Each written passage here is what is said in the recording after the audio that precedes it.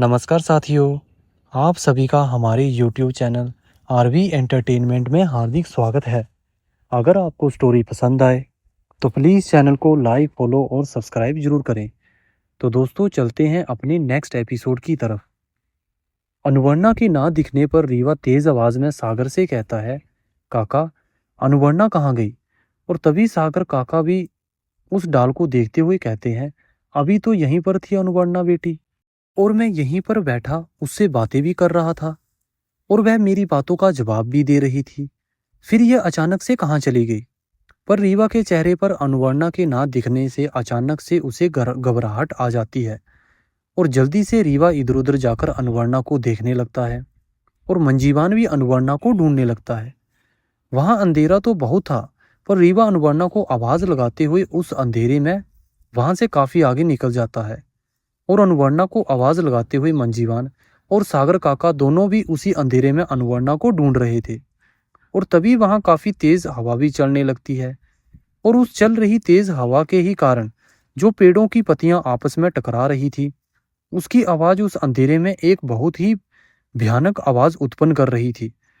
पर रीवा अनुवर्णा को आवाज लगाते हुए इधर उधर उसे ढूंढने की कोशिश कर रहा था और इधर सागर काका को भी समझ नहीं आ रहा था कि आखिर अनुवर्णा अचानक से चली कहाँ गई, क्योंकि वह तो उस वृक्ष के नीचे से उतरी भी नहीं थी। और यही सोचते हुए सागर काका मंजीवान से कहते हैं, मंजीवान, मुझे तो समझ नहीं आ रहा है कि आखिर अनुवर्णा गई कहाँ, क्योंकि मैं तो वहीं पर था और उससे बातें भी कर रहा था। तब मंजीवान कहता है, काका, ये बात तो मुझे भी समझ नहीं आ रही है कि वह इतनी जल्दी कहाँ गए, क्योंकि मैं और रीवा भी तो शीघ्र ही वापस आ गए थे। और इधर सागर काका और मंजीवान दोनों ऐसे ही बातें करते हुए आगे बढ़ते हुए अनुवर्णा को ढूंढ रहे थे और एक तरफ रीवा भी अनुवर्णा के ना मिलने से बहुत परेशान हो रहा था। उसके हृदय में अनुवर्णा को लेकर एक अजीब सी घबराहट होने लगी थी और उसी घबराहट के कारण रीवा की आवाज में भी काफी परिवर्तन हो गया था और अब तो उसके मुख से साफ साफ अनुवर्णा नाम भी नहीं निकल पा रहा था और रीवा बार बार उसी घबराहट भरी आवाज में कह रहा था, अनुवर्णा, आप कहाँ पर हो?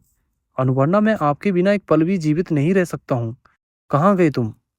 और इतना कहते हुए रीवा एकदम से अपने सिर पर हाथ रखकर नीचे बैठ जाता है और रीवा तो अब उस अंधेरे में अनुवर्णा के ना मिलने से एकदम टूटकर बिखर चुका था। उसकी आंखें एकदम नम हो चुकी थी। पर तभी उसके सामने से एक आवाज आई, रीवा। और जैसे ही रीवा ने ये आवाज सुनी, वह जल्दी से अपनी नजरें ऊपर करते हुए अपने सामने देखता है और जैसे ही रीवा ने अपनी नजरें उठाकर अपने सामने देखा तो उसके सामने मुस्कुराती हुई अनुवर्णा खड़ी हुई थी। और जैसे ही रीवा ने अनुवर्णा को देखा, अनुवर्णा ने फिर कहा, रीवा। और जैसे ही अनुवर्णा ने फिर से रीवा कहा, रीवा जल्दी से उठता है और उठते ही अनुवर्णा को एकदम से अपने गले से लगा लेता है और कहता है, अनुवर्णा, आप कहाँ चली गई थी और आप मुझे बिना कुछ बताए इस अंधेरे में कहीं गई ही क्यों? आपको पता है ना कि मैं इसके आगे तो रीवा कुछ कह ही नहीं पाता। और जब अनुवर्णा ने रीवा के ये घबराए हुए शब्द सुने, वह अपने मन में सोचती है कि ये मैंने क्या किया। मैं तो बस देखना चाहती थी कि रीवा मुझसे कितना प्रेम करता है और मेरे ऐसे चले जाने पर वो क्या करेगा। पर रीवा तो मेरे ना मिलने से एकदम टूट ही गया है। और फिर यही सोचते हुए अनुवर्णा धीमी आवाज में रीवा से कहती है, रीमा, मुझे क्षमा कर दीजिए और मैं आपको परेशान करने के लिए आपसे दूर नहीं गई थी। मैं तो बस ये देखना चाहती थी कि आप मुझसे कितना प्रेम करते हो और मेरे दूर जाने पर आप पर क्या गुजरती है। पर अब आप मुझे क्षमा कर दो, क्योंकि मुझे पता चल गया है कि आप मुझसे कितना प्रेम करती हो। पर रीवा अब भी एकदम चुप था और वह सिर्फ अनुवर्णा को देखते हुए उसकी बातें सुन रहा था। और तभी रीवा अनुवर्णा को देखते हुए कहता है, क्या अनुवर्णा, आपके मन में अब भी शंका है कि मैं आपसे कितना प्रेम करता हूँ? पर रीवा इसके आगे कुछ कहता कि तभी अनुवर्णा रीवा की नम आंखों और उदास चेहरे को देखते हुए कहती है, नहीं रीवा, आप अब कुछ मत कहो और आप अब मुझे इस बार क्षमा कर दो। आज के बाद मैं आपको छोड़कर एक पल के लिए भी दूर नहीं जाऊंगी। और फिर रीवा अनुवर्णा का हाथ पकड़कर आगे बढ़ते हुए कहता है, अनुवर्णा, अब जल्दी चलो, वहां मंजीवान और सागर काका काफी चिंतित हो रहे होंगे इस अंधेरे में आपको ना मिलने पर।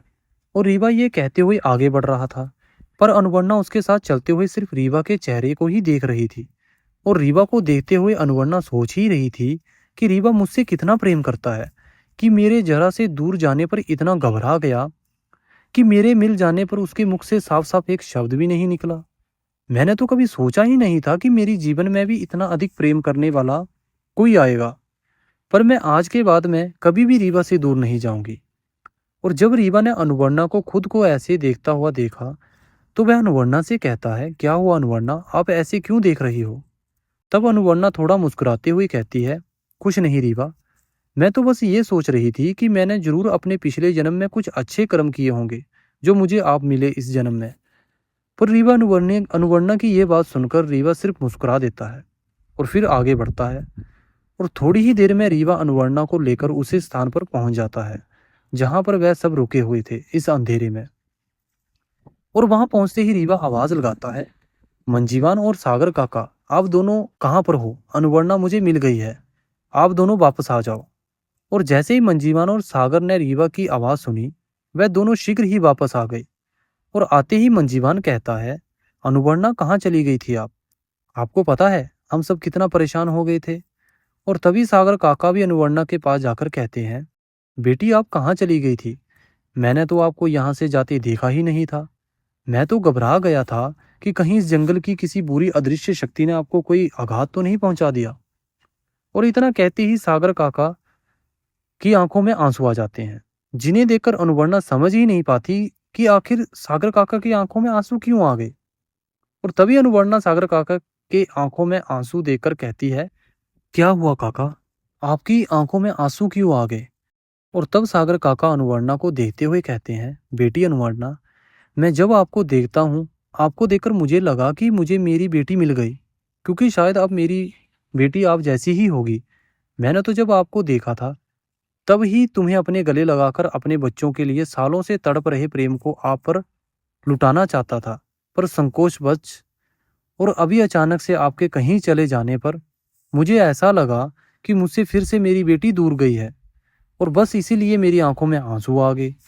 और इतना कहकर काका अपनी नजरें नीचे झुका लेते हैं, क्योंकि उनकी आंखों से आंसू रुक ही नहीं रहे थे। और अनुवर्णा भी अपने प्रति सागर काका की आंखों में प्रेम देखकर उसकी भी आंखें एकदम नम हो जाती हैं, और वह एकदम से जाकर सागर काका को अपने गले से लगा लेती है और रोती हुई कहती है, काका आप रोइए मत, मैं अब कभी भी आप सबसे दूर नहीं जाऊंगी और आप मुझे अपनी बेटी ही समझिए। और सागर काका को अनुवर्णा की ये बातें सुनकर बड़ी खुशी मिलती है, और अनुवर्णा को अपने गले लगाकर उन्हें बड़ी खुशी मिली। उन्हें लगा कि जैसे वह अपनी बेटी नितिका को सालों बाद गले लगा रहे हों।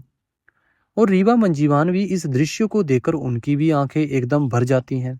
और जब तक धीरे धीरे वह अंधेरी रात भी खत्म हो रही थी और कुछ ही देर में लगभग सूरज आसमान में निकल ही आया था, और फिर उजाला होते ही रीवा कहता है, काका अब हमें आगे बढ़ना होगा इस जंगल में, ताकि हम शीघ्र अपनी मंजिल तक पहुंच सके।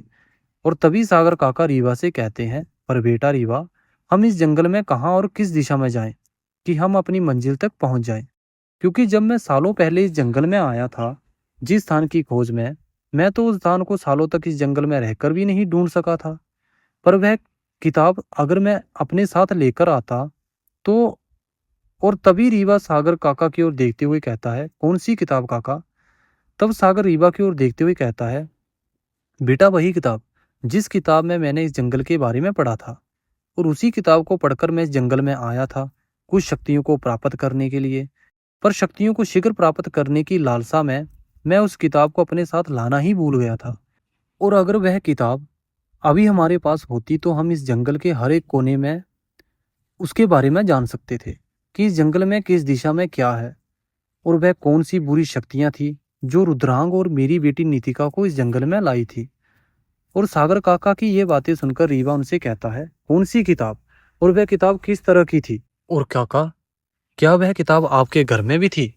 तब सागर रीवा से कहते हैं, रीवा बेटा, वह किताब एक तरह से चमत्कारी किताब थी, और हाँ वह चमत्कारी किताब शायद अब भी मेरे घर में ही होगी। पर यह बात अब आपने मुझसे दोबारा क्यों पूछा? क्या वह किताब उस बॉक्स के साथ सम्राट को मिली थी? तब रीवा कहता है, हाँ काका, सम्राट को उस बॉक्स के साथ एक बड़ी अजीब किताब भी मिली थी, क्योंकि जैसे ही सम्राट ने उस किताब को खोला था तभी वहां अचानक से भयानक काले और घने बादल छा गए थे और भयानक तूफान के साथ आसमान में भयानक बिजली भी चमकने लगी थी। और जैसे ही सम्राट ने वह किताब बंद की, अचानक से आसमान में छाए काले बादल देखते ही देखते एकदम साफ हो गए थे और वह भयानक कड़क रही बिजली और भयानक तूफान भी एकदम से बंद हो गया था। और हाँ काका, अगर वह किताब वही थी जिसके बारे में आप बता रहे हो, तो वह किताब अब आपके घर में नहीं बल्कि इसी जंगल में है। क्योंकि जब मैं और सम्राट चमत्कारी बॉक्सों की वजह से इस जंगल में आए थे, तो वह किताब भी हमारे पास ही थी। और शायद वह किताब अब भी उसी गुफा में होगी जहां पर हमें माकुंद राज्य के राजा माकुंद बली जी मिले थे। और काका, हम सब उनको ही ढूंढ रहे थे, पर हम सब उस अग्निमुखा राक्षसी के जाल में फंस गए थे। और अब हमें शीघ्र ही उनको ढूंढना होगा, क्योंकि एक वही है जो हमारे भाई रुद्रांग के बारे में कुछ जानते हैं, और एक वही है शायद इस जंगल में जो हमारी सहायता कर सकते हैं। और तभी सागर कुछ सोचते हुए कहते हैं, बेटा, अभी आपने किसका नाम लिया? तब रीवा ने कहा, माकुंद बली। क्यों काका, क्या आपने उनके बारे में कुछ सुना है क्या? और तब सागर काका बड़ी ही गहराई से कुछ सोचते हुए कहते हैं, रीवा बेटा, क्या माकुंद बली माकुंद राज्य के राजा हैं? और फिर रीवा ने सागर काका से कहा, हाँ काका, उन्होंने कहा था कि वह माकुंद राज्य के राजा थे, और उन्होंने ये भी कहा था कि माकुंद राज्य एक मायावी राज्य है और वहां के सभी निवासियों के पास मायावी शक्तियां थी। पर किसी चतुरकुटा नाम के राक्षस ने उसके राज्य को अपने अधीन कर लिया था, जिस कारण माकुंद बली जी इसी जंगल के एक अदृश्य गुफा में अपनी एक पुत्री के साथ रहते हैं। और उनकी एक पुत्री को तो उस राक्षस ने अपनी शक्तियों से राक्षस बना दिया था, जो अब उसके साथ ही उसकी रक्षिका बनकर रहती है। और रीवा की यह बात सुनकर सागर काका रीवा से कहते हैं, रीवा, मैंने उस किताब में जिस स्थान के बारे में देखा था वह मायावी राज्य मकुंद राज्य ही था, पर वहां का राजा तो विकुंद नाम का था। और मैं उनसे ही कुछ शक्तियां सीखने के लिए इस जंगल में आया था, और मैंने इसीलिए आपसे दोबारा उनका नाम पूछा था, क्योंकि मुझे लगा कि आपने विकुंद कहा था। और तब रीवा सागर को देखते हुए कहता है, काका, विकुंद जी माकुंद बली जी के पिता ही तो हैं, पर वो भी अब उस राक्षस चतुरकुटा की ही कैद में है, क्योंकि वह राक्षस को विकुंद जी से कोई अमर विद्या सीखना चाहता था। और जब विकुंद जी ने उन राक्षस को वह विद्या नहीं सिखाई, तो उस राक्षस ने पूरे माकुंद राज्य को ही नष्ट करके रख दिया। और फिर ये सब बातें कहकर रीवा सागर से कहता है, काका, हमें तो लगता है अब हमें सबसे पहले माकुंद बली को ही ढूंढना चाहिए। और यही कहते हुए रीवा सबसे कहता है, चलो अब सब, क्योंकि यहाँ रुकने से कोई लाभ नहीं है। और वो सब वहां से चल देते हैं अपनी मंजिल की तलाश में। और रीवा अनवर्णा दोनों एक साथ आगे आगे चल रहे थे, और रीवा अनवर्णा के पीछे सागर और मंजीवान दोनों आपस में बातें करते हुए आगे बढ़ रहे थे। और रीवा भी अनवर्णा के साथ चारों ओर देखते हुए आगे बढ़ ही रहा था। रीवा उस जंगल को देखते हुए अनवर्णा से कहता है, अनवर्णा, जब मैं अपने गांव में था और जब मैं काफी छोटा भी था, तब मैं अपने बचपन से ही अपने गांव की नदी के पास अपनी गांव को पानी पिलाने लाया करता था, और वहां से ही यह जंगल भी दिखा करता था। और मैं जब जब नदी के पास आकर इस जंगल को देखता था, तब तब मुझे इस जंगल को देखकर ऐसा प्रतीत होता था कि यह जंगल जरूर कोई रहस्यमय जंगल है, और जरूर इसमें कोई गहरा रहस्य छुपा हुआ है। पर मुझे इस जंगल को देखकर ऐसा कुछ भी प्रतीत नहीं हो रहा है। मुझे तो यह एक साधारण सा ही जंगल लगता है। और जब मैं माकुंद बली जी से मिला था, वो भी कह रहे थे कि इस जंगल का हर एक पेड़ पौधा अपने आप में रहस्यों से भरे हुए हैं, पर मुझे ऐसा कुछ अब तक तो लगा नहीं। और तब अनवर्णा रीवा की ओर देखते हुए कहती है, रीवा, अभी आप ये क्यों कह रहे हो कि यह जंगल साधारण जंगल है? शायद अभी हम इस जंगल की उस दिशा में पहुंचे ही नहीं होंगे जिस दिशा में वह सब बुरी अदृश्य शक्तियां रहती हैं। पर रीवा, मुझे अब ऐसा प्रतीत हो रहा है कि हम धीरे धीरे उसी दिशा की ओर बढ़ रहे हैं। और तभी अचानक से अनुवर्णा को लगा कि जैसे अभी कुछ बहुत गलत होने वाला है। और तभी अनुवर्णा अपने चारों ओर बड़े ध्यान से देखती है, पर उसे अपने चारों ओर बड़े ध्यान से देखने पर भी ऐसा वहां कुछ नजर नहीं आया जिससे कि उन सबके ऊपर कोई संकट आ सके। और जब अनुवर्णा ने अपने पीछे मुड़कर देखा, तो मंजीवान और सागर आपस में बातें करते हुए आ रहे थे, पर अब भी अनुवर्णा को अजीब सा ही लग रहा था। और अनुवर्णा अब भी आगे बढ़ते हुए बार बार चारों ओर मुड़ मुड़ कर देख रही थी। और जब रीवा ने अनुवर्णा को बार बार इधर उधर देखते देखा, तो रीवा अनवर्णा से कहता है, क्या हुआ अनवर्णा, आप ऐसे बड़े ध्यान से चारों ओर क्या देख रही हो? और रीवा के पूछने पर अनवर्णा सोचती है कि यह बात अभी अगर रीवा से कहूंगी तो रीवा चिंतित हो जाएगा और शायद मेरा भ्रम भी हो, क्योंकि ऐसा कुछ तो आसपास नजर नहीं आ रहा है कि हम सब पर कोई संकट आने वाला है। और अनवर्णा ये सोच ही रही थी कि रीवा ने फिर से कहा, क्या हुआ अनवर्णा, आप क्या सोच रही हो? क्या आप थक चुकी हो पैदल चलते चलते? और अगर आप थक गई हो तो हम यहीं रुककर आराम कर लेते हैं। पर तभी थोड़ा तेज आवाज में अनवर्णा रीवा की ओर देखते हुए कहती है, नहीं रीवा, ऐसी कोई बात नहीं है, मैं बिल्कुल नहीं थकी हुई हूँ। आप तो बस आगे बढ़ते रहो, शायद हमें यहीं कहीं वह वृक्ष मिल जाए जिनके बारे में आप कह रहे थे। पर रीवा, आप जिस तरह उन वृक्षों के बारे में बता रहे हो, वो अजीब वृक्ष तो हमें कहीं भी नजर नहीं आए। क्या आपको वैसा एक बार भी नजर नहीं आया?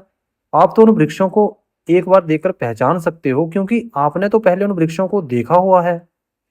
और तब रीवा वहां पर खड़े होकर उस जंगल के सभी वृक्षों को बड़े ही ध्यान से देखने लगता है। पर रीवा सभी वृक्षों को देखते हुए कहता है, नहीं अनवर्णा, मुझे यहाँ पर उन वृक्षों जैसा एक भी वृक्ष नजर नहीं आ रहा है।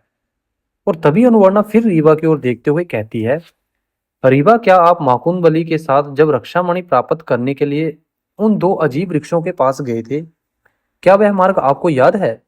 शायद उस मार्ग पर चलते हुए आपने कुछ ऐसा देखा हो जो वह हमें उन वृक्षों तक पहुंचाने में सहायता प्रदान कर सके, क्योंकि शायद ऐसे चलते हुए ना तो हम उस रक्षामणि तक पहुंच पाएंगे और ना ही माकुन बली तक।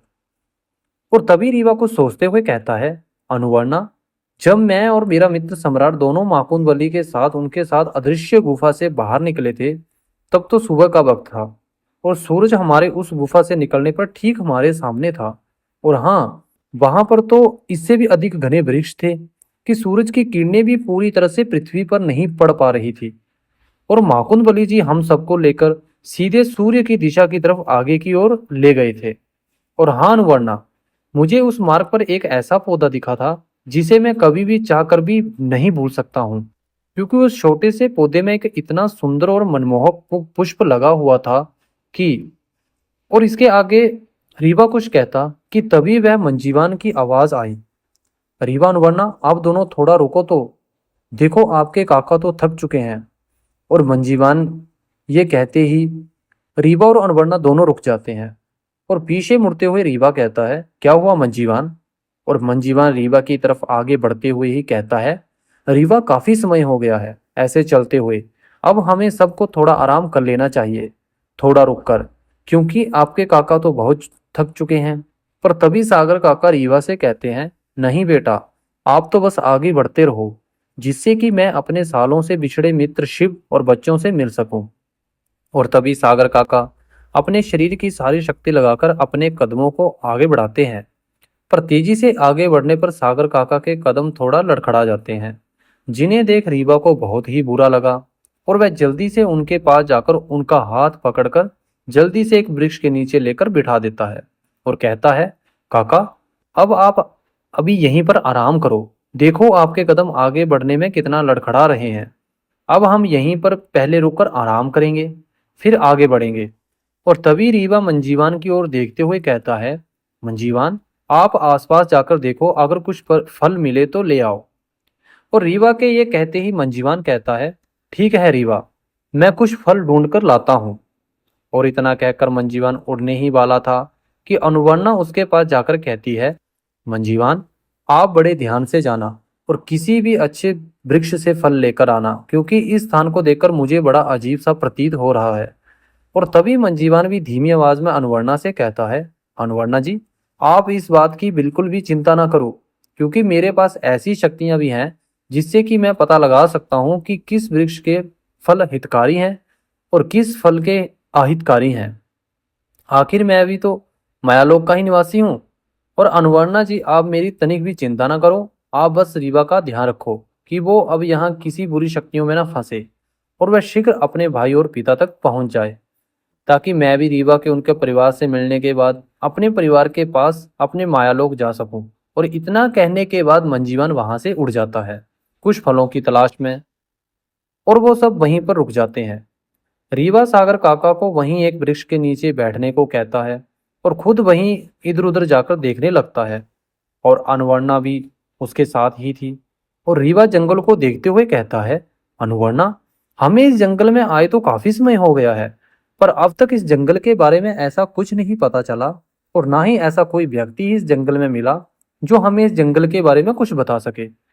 और एक वो बुजुर्ग मिले भी थे, तो उस भयानक तूफान के कारण वह हमसे हमेशा हमेशा के लिए दूर हो गए।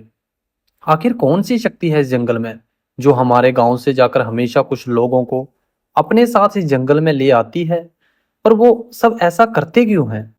और तभी रीवा अनुवर्णा की ओर देखते हुए उससे कहता है, अनुवर्णा, मैं तो सोच रहा था कि हमें शक्तिपुंज की अदृश्य शक्तियों से इसके बारे में कुछ सहायता मांग लेनी चाहिए। शायद वो हमें बता दें कि हम इस जंगल में किस दिशा में जाएं। मैं अपने भाई और पिता को ढूंढ सकूं। और तब अनुवर्णा कहती है, हाँ रीवा, आप शायद ठीक ही कह रहे हो।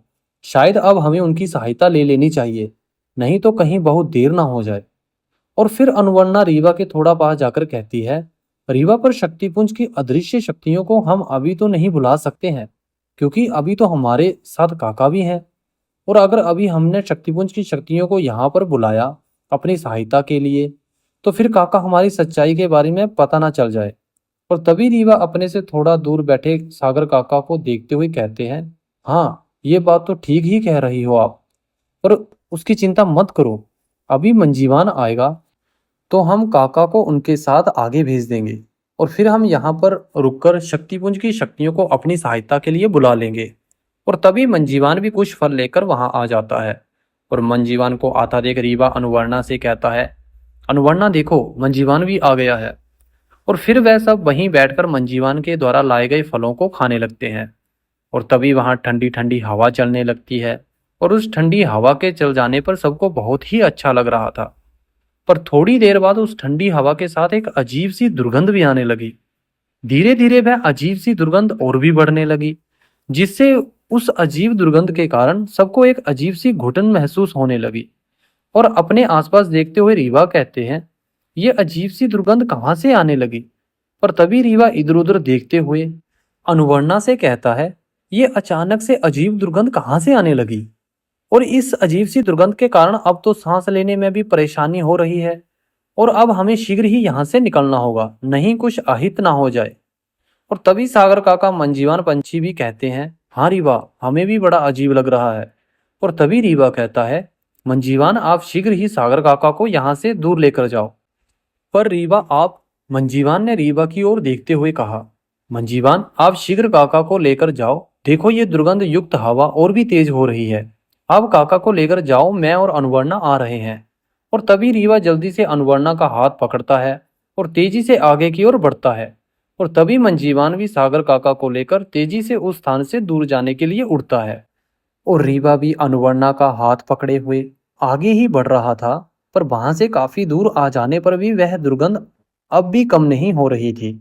और उस दुर्गंध के कारण रीवा और अनुवर्णा की स्थिति बिगड़ती जा रही थी। और धीरे धीरे दोनों के कदम भी लड़खड़ाने लगे थे, जिस कारण वो अब तेजी से आगे बढ़ भी नहीं पा रहे थे। और तभी अनुवर्णा के कदम अचानक से एकदम रुक गए। और अनुवर्णा के एकदम से रुक जाने पर रीवा भी रुक जाता है और उससे कहता है, अनुवर्णा, क्या हुआ? अनुवर्णा धीमी आवाज में कुछ कहती है, पर रीवा थोड़ी देर अनुवर्णा से कहता है, अनुवर्णा, हमें ऐसे रुकना नहीं है, हमें आगे बढ़ना होगा। अनुवर्णा, हमें आगे बढ़ना होगा, हमें ऐसे हार नहीं मानना। अनुवर्णा, उठो, अभी यह दुर्गंध युक्त हवा देखो यहाँ भी चल रही है।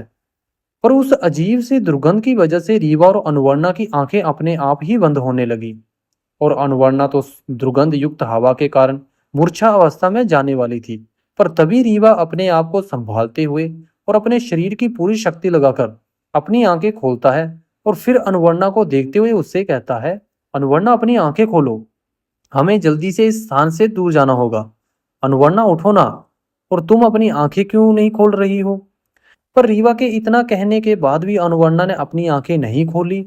और तब रीवा अनुवर्णा का सर अपने ऊपर रख लेता है और अपने ऊपर अनुवर्णा का सर रखे हुए उसको उठाने की कोशिश कर रहा था। और वह दुर्गंध हवा थी कि बंद होने का नाम ही नहीं ले रही थी। और तभी रीवा अनुवर्णा के शांत चेहरे और उसकी बंद आंखों को देखकर वह एकदम घबरा जाता है।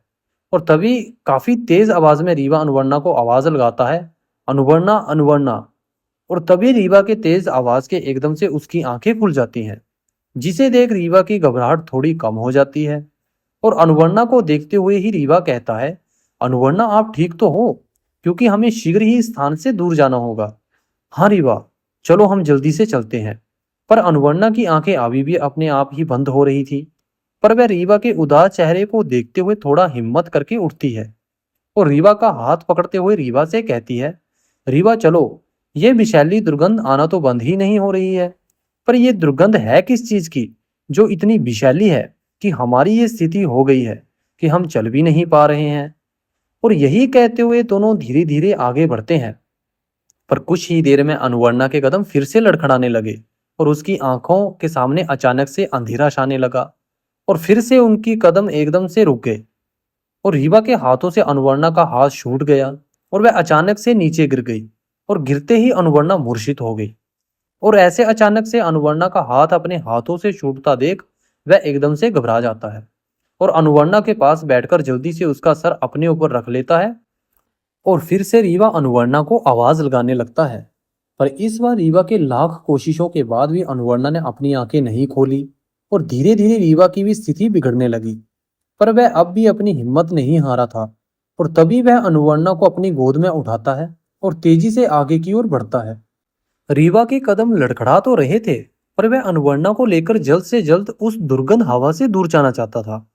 इसलिए रीवा बिना रुके लड़खड़ाते हुए कदमों के साथ ही आगे बढ़ता रहता है और काफी देर बाद रीवा आखिर अनुवर्णा को लेकर उस दुर्गंध हवा से दूर आ चुका था। और जब रीवा काफी दूर आ गया, उसे तनिक भी वह अजीब दुर्गंध भी नहीं आ रही थी, तब रीवा वहीं पर रुकता है और अनुवर्णा को धीरे से वहीं जमीन पर लेटा देता है।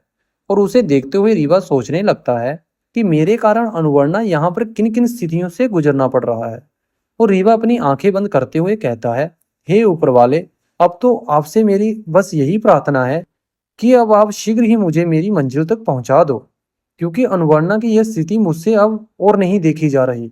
और फिर रीवा अपनी आंखें खोलते हुए अनुवर्णा को उठाने की कोशिश करता है, पर तभी रीवा की आंखों के सामने भी एकदम से अंधेरा छाने लगा।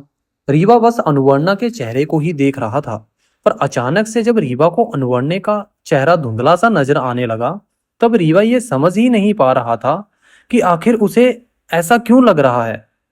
रीवा बार बार अपनी आंखों को पूरी तरह से खोलकर अनुवर्णा को देखना चाहता था, पर रीवा के ऊपर भी उस दुर्गंध हवा का असर होने लगा था।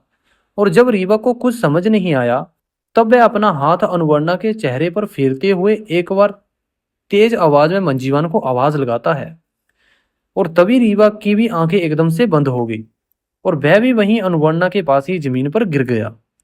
और उधर मंजीवान सागर काका अपने साथ लिए हुए काफी आगे निकल चुका था, पर तभी अचानक से मंजीवान को लगा कि उसे जैसे रीवा ने आवाज लगाई है। और तभी मंजीवान जहां पर था वह वहीं पर एकदम से रुक जाता है और सागर काका से कहता है, काका क्या आपने अभी रीवा की आवाज सुनी है? और सागर काका मंजीवान को देखते हुए कहते हैं, नहीं मंजीवान, हमें तो रीवा की आवाज सुनाई ही नहीं दी। क्यों मंजीवान, क्या आपको रीवा की आवाज सुनाई दी है? और तब मंजीवान कुछ सोचते हुए कहता है, हाँ काका, मुझे अचानक से लगा कि जैसे रीवा ने मुझे आवाज लगाई है और मुझे ऐसा लग रहा है कि जैसे रीवा पर कोई संकट आया है। काका आप यहीं पर रुको, मैं रीवा और अनुवर्णा को लेकर आता हूँ। और तभी सागर काका कुछ सोचते हुए मंजीवान की ओर देखते हैं और फिर कुछ घबराए हुए शब्दों में मंजीवान से कहते हैं, हाँ मंजीवान, आप शीघ्र जाओ और देखो रीवा अनुवर्णा आ रहे हैं कि नहीं। मैं यहीं पर रुककर आपका इंतजार करता हूँ। और फिर सागर काका के इतना कहते ही मंजीवान पंछी तेजी से उसी दिशा में लौटता है जिस दिशा से वह अभी आया था। पर मंजीवान वहां से काफी आगे आ गया था, इसलिए उसे काफी समय लग रहा था उस स्थान पर पहुंचने में। और मंजीवान पंछी उड़ते हुए नीचे चारों तरफ देख रहा था, क्योंकि रीवा ने मंजीवान से कहा था कि तुम आगे चलो और मैं अनुवर्णा को लेकर आता हूँ। पर मंजीवान को काफी पीछे लौटने पर भी रीवा और अनुवर्णा नहीं दिख रहे थे। तब मंजीवान सोचता है, यह रीवा और अनुवर्णा कहाँ चले गए? उन्हें तो अब तक यहाँ तक तो पहुंच ही जाना चाहिए था। और यही सोचते हुए मंजीवान आगे और भी तीव्र गति से उड़ता है, पर आगे जाने पर भी मंजीवान को रीवा अनुवर्णा नहीं मिले। और जब वहां मंजीवान को रीवा और अनुवर्णा नहीं दिखे, तब वह घबरा जाता है और अब तो मंजीवान लगभग उसी स्थान पर पहुंचने वाला था जहां पर वह रुके थे, और उस विषैली दुर्गंध के कारण उन सबको वहां से तीव्र गति से भागना पड़ा था।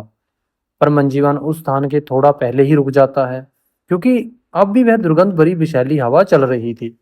और मंजीवान वही चारों ओर बड़े ध्यान से देखता है, पर उसे अब भी कहीं ना रीवा दिख रहा था और ना ही अनुवर्णा। और तभी मंजीवान सोचता है, मैं जब यहाँ से गया था तब तो रीवा मेरे पीछे मेरी ही दिशा में आगे बढ़ रहा था, पर रीवा मुझे यहाँ कहीं पर दिख क्यों नहीं रहा? कहीं वो दोनों किसी और दिशा में तो नहीं निकल गए? या फिर पर तभी मंजीवान कुछ सोचते हुए वहां से दूसरी दिशा में उड़ जाता है, रीवा अनुवर्णा तक पहुंचने के लिए। और मंजीवान पंछी अंदर ही अंदर घबरा भी रहा था कि कहीं रीवा को कुछ हो तो नहीं गया है उस विषैली दुर्गंध के कारण। पर फिर मंजीवान सोचता है कि रीवा के साथ तो अनुवर्णा भी है, और अनुवर्णा कभी भी रीवा को कुछ होने नहीं देगी। और मंजीवान के मन में ऐसे ही विचार बार बार आ रहे थे। मंजीवान बार बार उड़ते हुए रीवा अनुवर्णा को आवाज भी लगा रहा था, और ऐसे ही काफी समय बीत गया मंजीवान को रीवा और अनुवर्णा को ढूंढते हुए। पर अब भी मंजीवान रीवा और अनुवर्णा तक नहीं पहुंच पाया था। पर मंजीवान हार नहीं मानता, और फिर एक बार मंजीवान अपने विपरीत दिशा में उड़ान भरता है। और जब मंजीवान उसी दिशा में जब काफी देर तक उड़ता रहता है, और तभी उसे अपने से थोड़ा आगे कुछ नजर आया। तब वह तेजी से उड़ता हुआ उसी स्थान पर पहुंचता है। पर जैसे ही मंजीवान उस स्थान पर पहुंचता है, वह तो एकदम घबरा ही जाता है और जल्दी से नीचे उतरता है। और जब मंजीवान नीचे उतरा और उसने अपने सामने अनुवर्णा को जमीन पर पड़ा हुआ देखा, तो वह जल्दी से अनुवर्णा के पास जाकर उसे आवाज लगाता है, अनुवर्णा जी, आपको क्या हुआ और रीवा कहाँ है? पर अब भी अनुवर्णा अपनी आंखें बंद किए हुए चुपचाप जमीन पर ही पड़ी थी। और जब मंजीवान के आवाज लगाने पर भी अनुवर्णा ने अपनी आंखें नहीं खोली, तब तो मंजीवान और भी डर जाता है। और वह रीवा के ना दिखने पर मंजीवान तो पहले ही घबराया हुआ था, पर अब अनुवर्णा की यह स्थिति देखकर मंजीवान पंछी तो कुछ समझ ही नहीं पा रहा था कि अब वह क्या करे। वह कई बार अनुवर्णा को उठाने की कोशिश करता है, पर अनुवर्णा अब भी वैसी की वैसी जमीन पर पड़ी हुई थी। और थोड़ी देर बाद मंजीवान अनुवर्णा के एकदम पास जाकर अपने पंखों से उसके पास हवा करने लगता है। और अपने पंखों से हवा करते हुए ही मंजीवान बहुत ही तेज आवाज में अनुवर्णा को आवाज लगाता है, अनुवर्णा उठो, क्या हुआ आपको? और जब मंजीवान पंछी ने ऐसे ही तेज आवाज में कई बार अनुवर्णा को आवाज लगाता है, तब अनुवर्णा ने धीरे धीरे अपनी आंखें खोली। और जब मंजीवान ने अनुवर्णा को आंख खोलते देखता है, तो उसकी घबराहट थोड़ी कम हुई, और अनुवर्णा को देखते हुए ही कहता है, क्या हुआ था आपको जो आप ऐसे जमीन पर बेसुध पड़ी हुई थी, और रीवा कहाँ है? और जैसे ही अनुवर्णा ने मंजीवान के मुख से यह बात सुनी, वह जल्दी से उठकर बैठ जाती है और बड़े आश्चर्य से अपने आसपास देखते हुए कहती है, रीवा, रीवा कहाँ गए? मंजीवान, रीवा कहाँ है और आप कब आए? पर अनुवर्णा की यह बात सुनकर मंजीवान अनुवर्णा को देखते हुए कहता है, अनुवर्णा, ये आप क्या कह रही हैं? रीवा तो आपके साथ थे, तो फिर मुझे कैसे पता होगा कि रीवा कहाँ है? आखिर रीवा कहाँ गया था और उसके साथ क्या हुआ था? पर रीवा तो अनुवर्णा के पास ही जमीन पर गिर गया था, और अगर अनुवर्णा वहीं पर थी तो रीवा कहाँ चला गया? और क्या अनुवर्णा और मंजीवान कभी दोबारा रीवा को मिल पाएंगे? यह जानने के लिए जुड़े रहें हमारे YouTube चैनल के साथ। अगर आपने हमारे चैनल को सब्सक्राइब नहीं किया है, तो प्लीज़ चैनल को लाइक, फॉलो और सब्सक्राइब जरूर करें। धन्यवाद।